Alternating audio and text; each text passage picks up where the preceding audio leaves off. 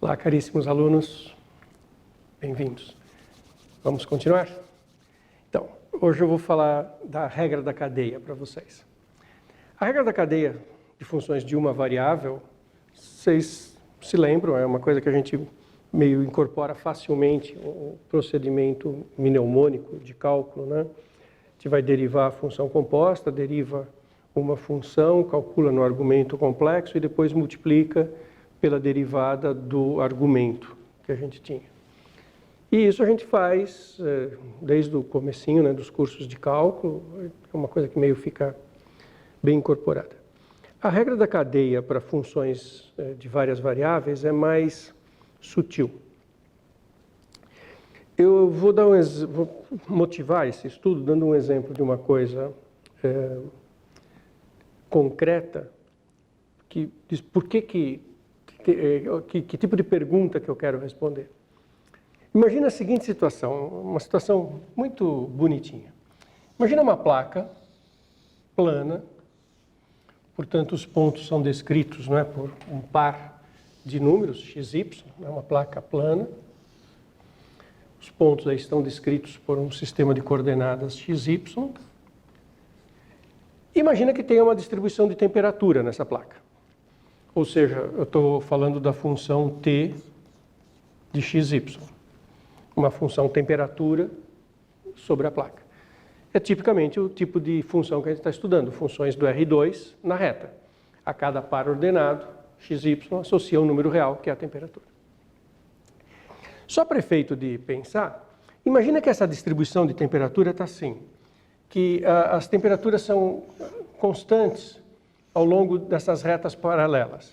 Em cada uma dessas retas, a temperatura é a mesma, mas quando você muda de reta, muda de temperatura. Então vamos imaginar, só para efeitos iniciais, que ao longo dessa reta a temperatura é mais alta do que ao longo dessa, que é mais alta do que ao longo dessa, que é mais alta, mais alta, mais alta. Quer dizer, em cada uma dessas retas a temperatura está constante, mas de uma reta para outra varia. Então, como se eu tivesse uma onda aqui subindo a temperatura em cima dessa placa. Qual a pergunta que eu vou mostrar uma técnica de resolução? Olha que pergunta simpática, bonitinha. Imagina dois bichinhos andando na placa. Duas partículas se mexendo, dois bichinhos. Um está andando nesta direção e o outro está andando sobre uma linha dessas. Dois pontos, duas partículas fazendo dois movimentos, dois bichinhos fazendo movimentos sobre a placa. Aí eles se encontram nesse mesmíssimo ponto aqui. Os bichinhos vão se encontrar num determinado ponto que é o mesmo, eles vão se encontrar no mesmo ponto da placa. Portanto, quando eles chegarem nesse ponto, eles estão sentindo a sensação térmica igual, porque a temperatura que um está experimentando é igual à temperatura que o outro está experimentando, está no mesmo ponto da placa. Só que eles vão olhar um para o outro e vão fazer comentários diferentes. Esse que está andando em cima dessa reta vai dizer, a temperatura está estável, a temperatura está constante, porque é a percepção que ele tem. Ele está andando sobre uma reta em que a temperatura não muda. É o que nós chamamos de curva de nível. O outro está andando na direção das retas de temperaturas crescentes. O outro vai chegar no mesmo ponto e vai falar para o outro bichinho, não, a temperatura está subindo, está ficando cada vez mais quente. Porque um está andando nesta curva e o outro está andando nessa curva. Então, a mesma placa, a mesma distribuição de temperatura, o mesmo ponto. Dois movimentos diferentes que chegam nesse ponto, você tem percepções diferentes da variação da função naquele ponto.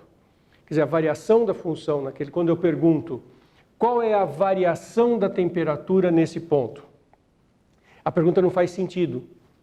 Daquelas perguntas, né, daquela resposta clássica, you are not even wrong. A pergunta não faz sentido. Não existe variação da temperatura naquele ponto. Para funções de uma variável existe. Mas para a função, porque só tem uma direção de andar, você só pode andar no eixo x, né? Para funções de várias variáveis, a pergunta não é qual é a variação de temperatura nesse ponto. É qual é a variação de temperatura na curva que você usou para chegar nesse ponto. Tá?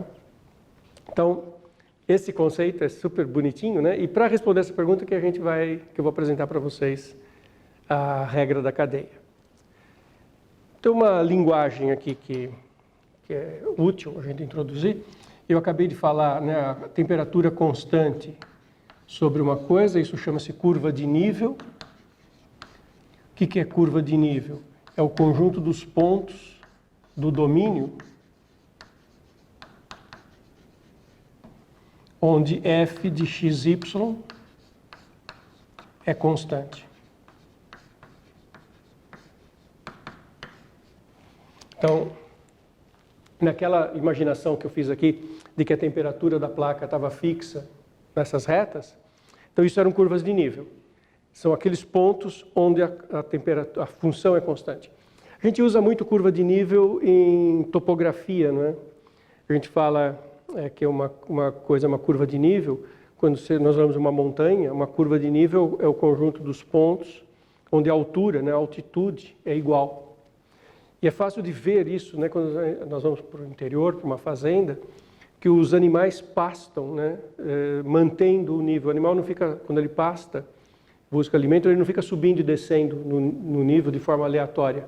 Ele evita subir e descer, porque isso cansa, né, o animal, ele vai ter que ficar realizando trabalho contra o campo gravitacional. Então ele evita, ele fica a maior parte do tempo possível andando no mesmo nível, né? Então, esse é o conceito de curva de nível. E tem um outro conceito que a gente, às vezes, usa nomes diferentes para a mesma coisa. Sabe a diferencial, que eu já falei com vocês em outras aulas? Que é formada pela derivada parcial em x e y. A gente chama isso, quando muda assim, o contexto, o tipo de estudo, chama isso de vetor gradiente.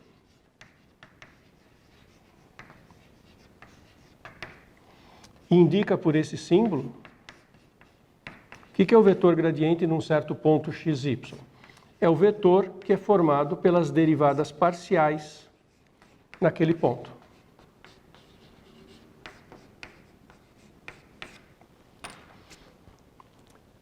Isso é uma dessas coisas que, quando a gente está começando a estudar cálculo, muitas vezes a gente fica um pouco confuso, né?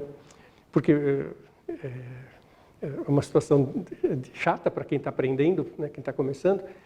Se um mesmo objeto ele tem várias interpretações com nomes diferentes e os professores, os livros, ficam passando de um para o outro muito rapidamente. Né? Par ordenado, a gente, né, pega o ponto 2, 1. O par ordenado 2, 1, eu digo muitas vezes que ele é o ponto 2, 1.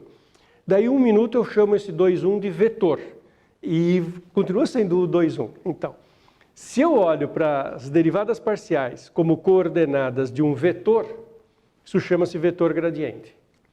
Se eu olho para as derivadas parciais como entradas de uma matriz, aí isso vira diferencial, vira transformação linear, que é a diferencial. Mas é a mesma coisa, são as derivadas parciais em x e y. Ok?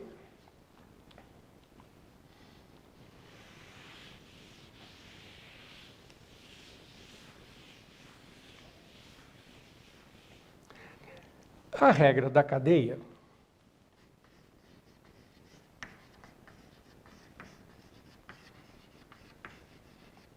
é um jeito de derivar função composta. Agora, tem diferentes contextos aqui. Imagina que você tenha a sua função de duas variáveis. Como eu tinha aqui nesse exemplo a função temperatura. Imagina que você tem uma curva aqui no domínio. Como eu tinha nesse exemplo, os dois bichinhos, cada um fazendo uma trajetória diferente. Curva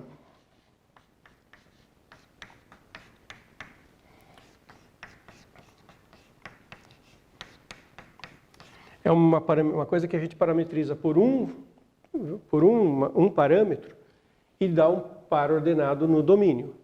Esse parâmetro, quase sempre eu uso t porque já se aproxima das aplicações em física, né, em que o parâmetro tempo é um parâmetro importante. Mas é um parâmetro qualquer, né, de uma variável. Então, outra coisa que às vezes faz um pouco de confusão para a gente, curvas, elas podem ser olhadas de diferentes maneiras. Vamos lembrar lá de como é que funcionavam os nossos momentos nos cursos de cálculo. Eu posso falar assim, olha, considera a curva que é uma circunferência de centro na origem e raio 1. Eu posso te dar a equação dessa curva, x² mais y² igual a 1. Isso chama-se equação geral. Ou eu posso te dar uma parametrização dessa curva, como gama de t igual, se for a circunferência, eu parametrizo como seno t cosseno t. Então, são o mesmo objeto, curvas, que às vezes eles aparecem parametrizados por uma equação geral, ou descritos por uma equação geral, melhor dizendo, descritos por uma equação geral, ou às vezes eles aparecem descritos por uma parametrização. Então, quando eu escrevo no x de t, y de t, eu estou pensando numa parametrização. Bom, eu posso fazer uma composta disso, porque veja o que eu tenho aqui. Assim, fazendo um desenhinho, eu tenho uma curva que manda o parâmetro t numa região bidimensional. Aqui eu tenho uma reta, aqui eu tenho o parâmetro t, e aqui eu tenho um plano, e eu tenho a curva no t. E aqui, definido neste plano, a valores em R, eu tenho a minha f, que é uma f de duas variáveis. E aqui eu tenho o x e o y. Eu posso construir a função g de t, que ela é a f calculada em x de t, y de t. Numa linguagem mais abstrata, seria f composta com gama de t. Então, essa g, ela sai de R, de uma variável, um parâmetro, passa pelo domínio bidimensional e volta a ter um parâmetro. Ela é uma função da reta na reta, lá do começo do cálculo.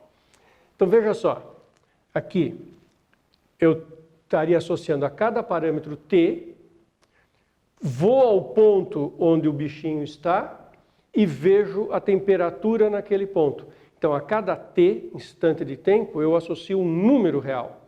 É número para número. O plano com vetores, com pontos, fica uma coisa auxiliar, intermediária.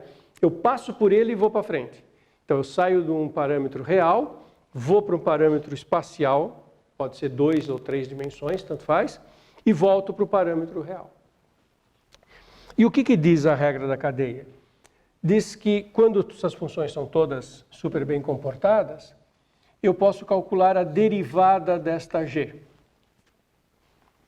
E a derivada dessa função g é dada como o produto escalar do vetor gradiente da f no ponto xy vezes o vetor gama' de t.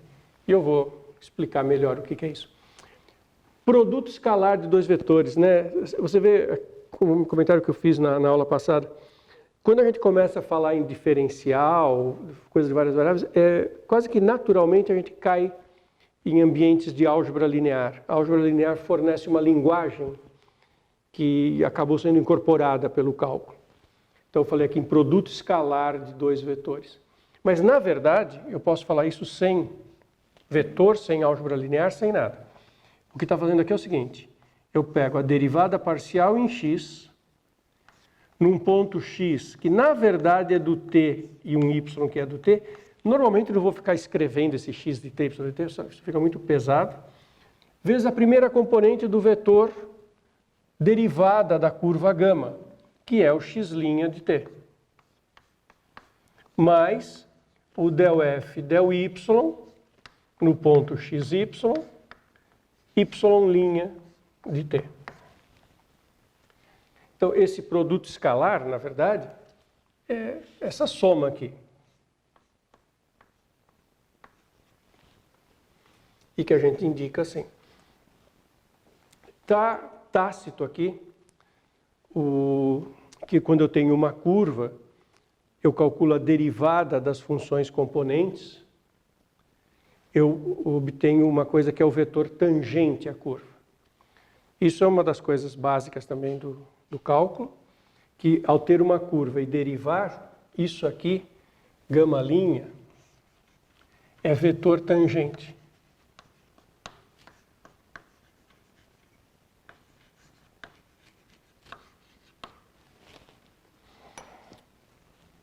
Então, o que a regra da cadeia está dizendo? A regra da cadeia está dizendo isso, que quando eu componho a função com a curva e vou derivar, eu faço o produto escalar do gradiente pelo vetor tangente.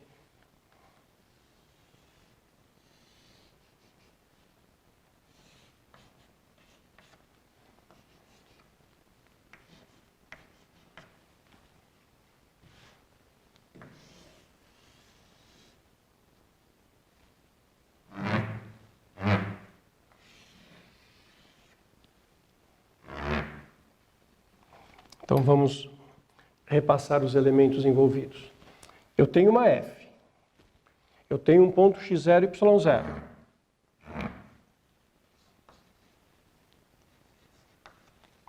E eu tenho a minha imagem. O gradiente da F, ele depende só do ponto x0 e y0 e das fórmulas da F. O gradiente da F é o vetor que tem as derivadas parciais naquele ponto.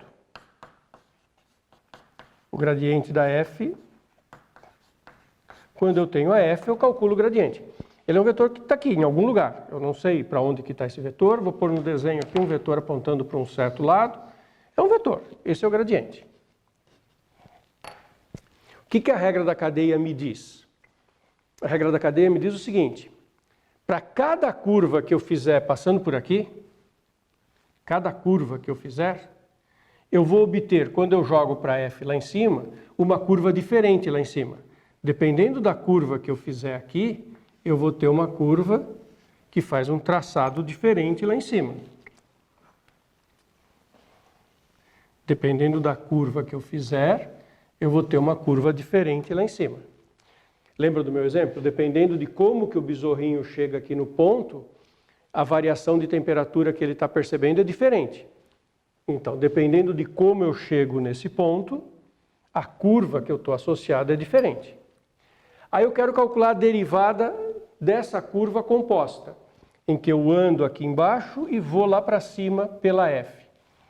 Esta derivada, que é a derivada desta função composta, é dada pelo produto escalar desse gradiente que está fixo, que não varia com a curva, ele só depende da F, produto escalar deste gradiente pelo tangente da curva. Se eu vier pela curva amarela, eu vou fazer o produto escalar do gradiente pelo tangente da amarela.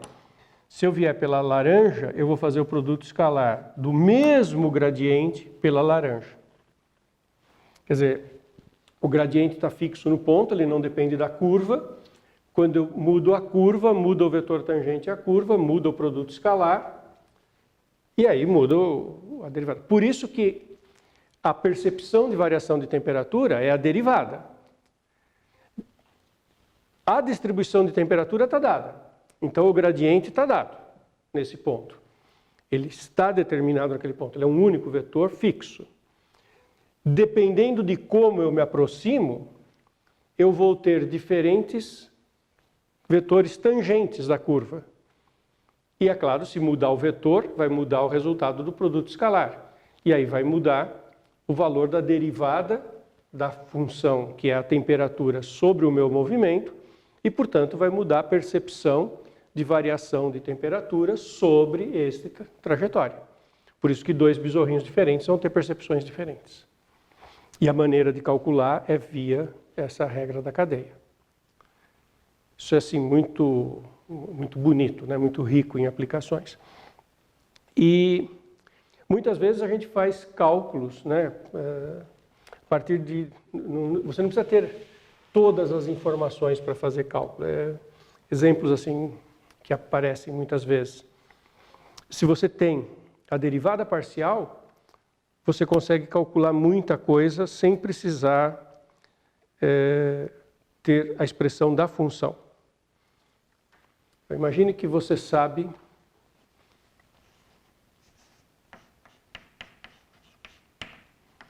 que a derivada parcial da função no x, no ponto 2, 1, é menos 5, e que a derivada parcial em relação a y, no ponto 2, 1, é 4. Você não sabe a função, mas você sabe o vetor gradiente da função. Tá? E aí eu te dou uma curva que passa por aquele ponto.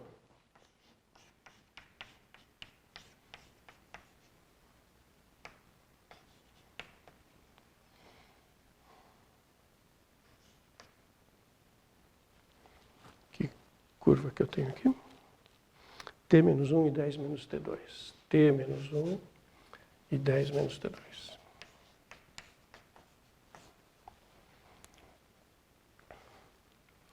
Observa que para t igual a 3, o ponto da curva é o ponto 2, 1. Então essa é uma curva que no t igual a 3, ela passa pelo 2, 1. t igual a 3 aqui dá 2, aqui dá 10 menos 9, 1.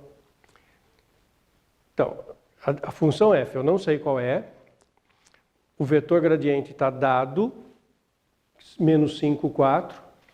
Eu introduzo uma curva que passa por aquele ponto. Eu posso pensar na função composta, que é a função que no meu exemplo inicial de hoje era a variação da temperatura em função daquele movimento daquele bichinho. E aí eu consigo calcular a derivada dessa variação de temperatura, que é o gradiente no ponto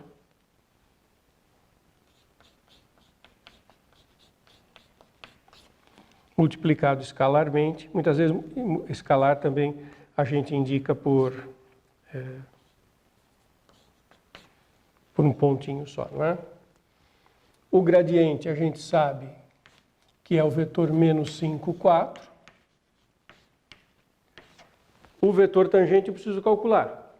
O vetor tangente é x' no ponto 3, y' no ponto 3.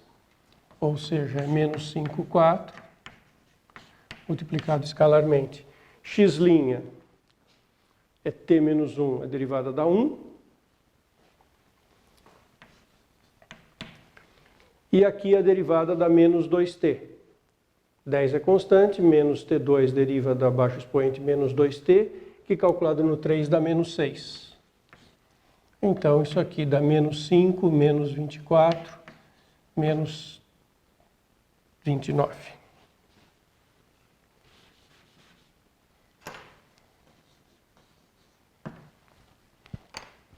Quer dizer, a variação da temperatura, ou do que quer que seja, é dado por esse produto escalar.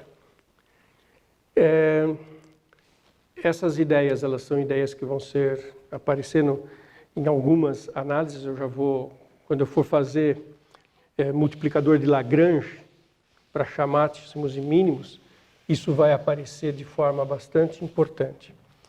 Uma coisa que é consequência disso tudo que nós estamos falando é que é uma propriedade importante.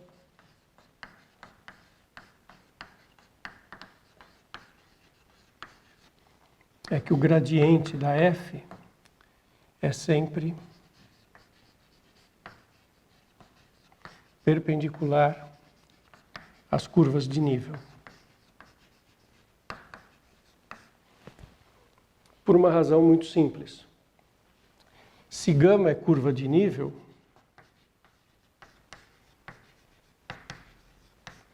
então quando você faz essa composta, isso dá constante, né? Porque curva de nível é exatamente isso. Curva de nível é o conjunto dos pontos do domínio da função em que a função é constante. Então, se eu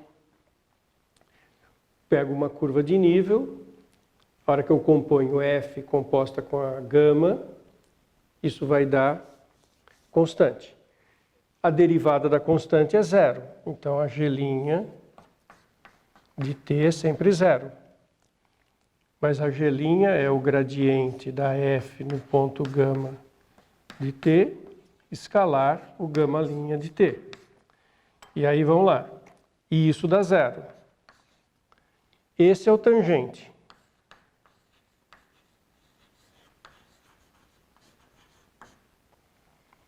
Esse é perpendicular ao tangente. Porque o produto escalar dá zero. Sempre que o produto escalar de dois vetores dá zero, os vetores são perpendiculares. Então, o gradiente multiplicado escalarmente pelo tangente à curva dá sempre zero.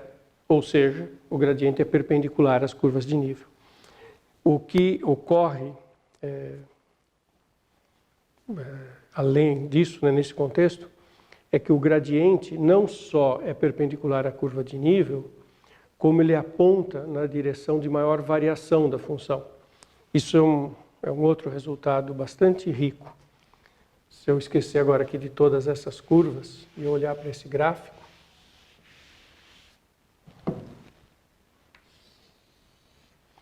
olho para esse ponto, penso aqui no x0, y0,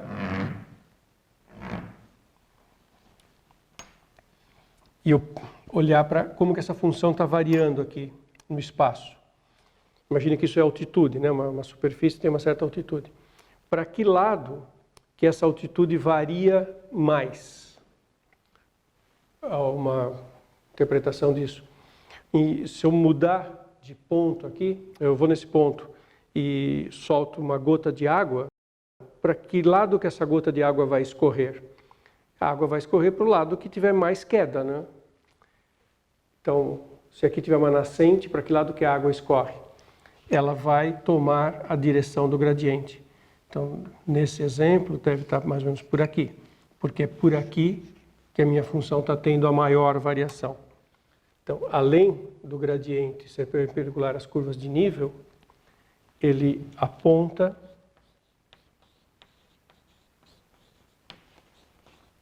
na direção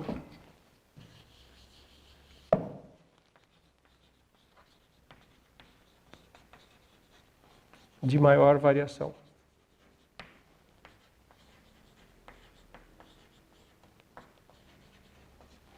Que é outra propriedade geométrica bonitinha do gradiente, né? Ele não só é perpendicular à curva de nível, então a curva de nível aqui, onde essa função estaria constante, estaria passando por aqui, seria perpendicular ao gradiente, e ele aponta para a direção onde ela mais varia. Muito rico, né, esse exemplo. Existe uma outra formulação da regra da cadeia, que eu vou colocar para vocês, e a hora que a gente entender essa segunda, a gente vai perceber que, na verdade, tem uma filosofia mais geral por trás de derivar composição de funções. Imagine agora a seguinte situação. Muitos livros chamam-se regra da cadeia, caso 1, tipo 1, e caso 2, tipo 2. Muitos livros fazem isso. E aí essa que eu acabei de contar seria o tipo 1, e existiria esse outro tipo aqui de regra da cadeia. Então é outro contexto, tá? Ou, como alguns livros falam, tipo 2 da regra da cadeia. Então, imagina que a f é a função de duas variáveis. No caso 1, a gente imaginou que o x e o y, né, eu fiz aquela motivação da placa com temperatura, imaginamos que o x e o y era uma curva por onde estava ocorrendo um movimento, uma trajetória ao longo daquela curva, e eu queria saber qual que era a variação da função sobre a trajetória.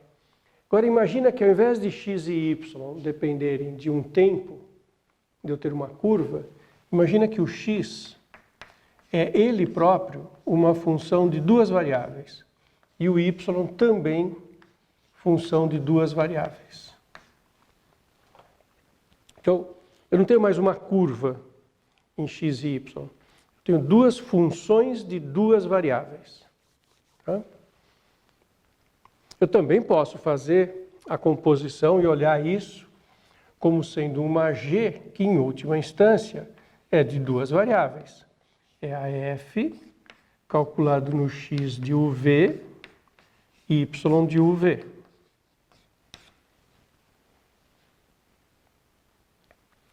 Todo mundo é função de duas variáveis, x, y e f. E, portanto, g também é função de duas variáveis. Bom,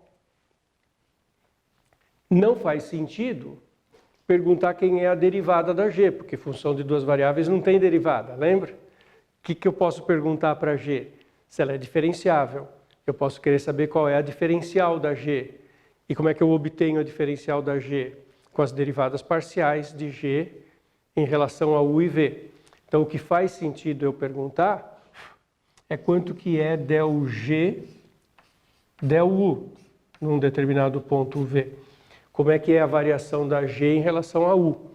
O que faz sentido eu perguntar é como é que é a variação da g em relação a v.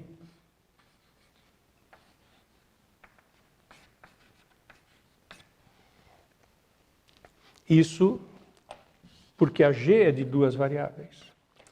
E como é que é a variação da g em relação à variável u? A derivada parcial da g em relação a u. Então, isso aqui é... Eu vou derivar a g em relação a u. Eu vou derivar a f em relação a x e vou derivar x em relação a u. Assim como quando eu fiz ali, para calcular, eu derivei a f em relação a x e x em relação a t. Quando eu tinha, no caso de uma variável só de uma curva, era a derivada da f em x e a derivada de x em t. Derivada da f em y, derivada da y em t. Agora, eu vou fazer a derivada da f em x e a derivada da x em u. O único cuidado que eu tenho que tomar, veja como a filosofia é a mesma de derivar a composta que a gente já tinha lá no cálculo 1. O único cuidado que eu tenho que tomar é que são derivadas parciais. Então, não vou escrever f', porque a f é de duas variáveis. O que eu escrevo? Del f, del x. Porque a primeira variável da f eu indico por x, então eu tenho del f, del x. Claro que é no ponto x de u, v, y de u, v. E eu normalmente não fico escrevendo isso para não sobrecarregar a nossa notação. Mas é isso que tem. Vezes... vamos derivar x em relação à variável u. Será que eu devo escrever x' ou devo escrever outra coisa? Eu escrevi x' quando era da variável t. Agora é derivada parcial, porque x também é de duas variáveis. Então eu escrevo del x, del u. E mais, agora vamos para a derivada da f em y. Vou pular ou escrever o x de uv e y de uv, porque é uma notação. Del y, del u, porque eu estou derivando em u. E a derivada da g em relação a v, del f,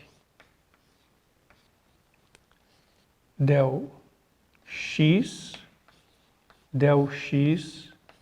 del v, mais del f, del y, del v, porque eu estou derivando em relação à variável v. E isso, na verdade, turma, é uma filosofia geral. Você vai derivando uma variável em relação da outra,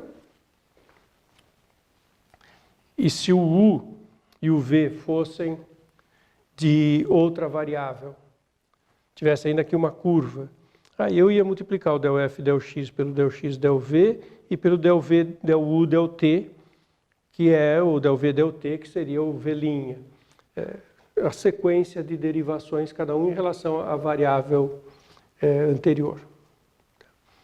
A gente vai usar esse tipo de coisa quando a gente estiver manipulando as equações a derivadas parciais.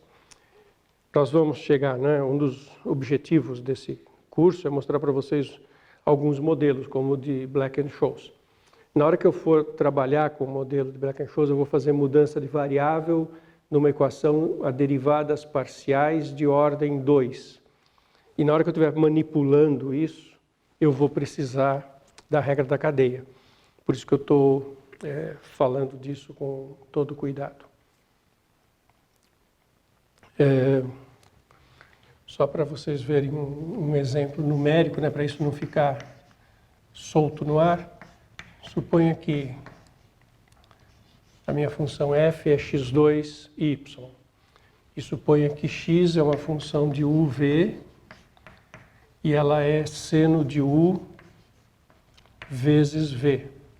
E o y de uv é cosseno de u só, não tem v. Então, eu posso fazer duas coisas aqui. Se vocês quiserem, eu posso escrever a f. Eu posso escrever f de uv. F de uv